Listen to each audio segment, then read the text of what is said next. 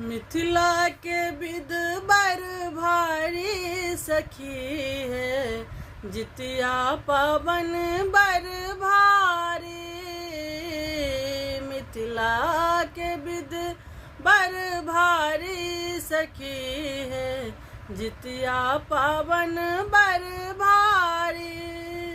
सतमी तिथि में मरुआ रोटी, सतमी तिथि में मरुआ रोटी, मरुआ रोटी इतना पोटी, मरुआ रोटी इतना पोटी।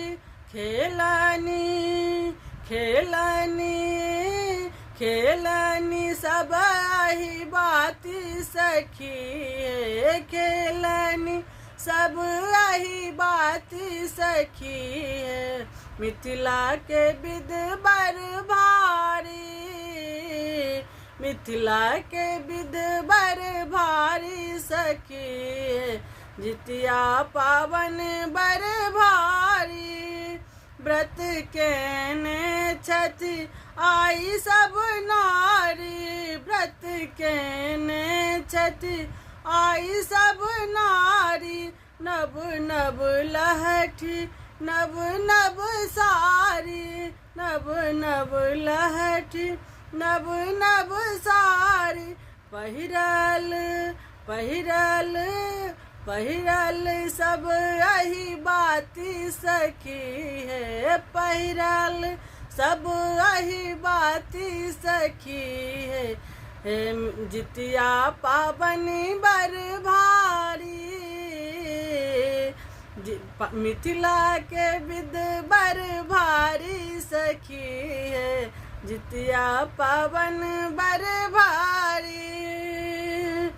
ओल परोर आजिमनी तरकारी, ओल परोर आजिमनी तरकारी। नुनिया साग परोसल थारी, नुनिया साग परोसल थारी, नुनिया साग परोसल थारी। पावन के बिद बर भारी सखी है, पावन के बिद बर भारी सखी है, जितिया पावन बर भारी। मिथिला के बिद बर भारी सखी है, जितिया पावन बर भारी। बाल बच्चा सब घर घर जागल, बाल बच्चा सब घर घर जागल। केरा के पात पर चूरा परोसल, केरा के पात पर चूरा परोसल। दही भरल मटकूरी सखी है, दही भरल मटकूरी सखी है, जितिया पावन बर भारी। मिथिला के बिद बर भारी सखी है, जितिया पावन बर भारी। मिथिला के बिद बर भारी सखी है, जितिया पावन बर भारी, जितिया पावन बर भारी। धन्यवाद। जय मिथिला जय मैथिली।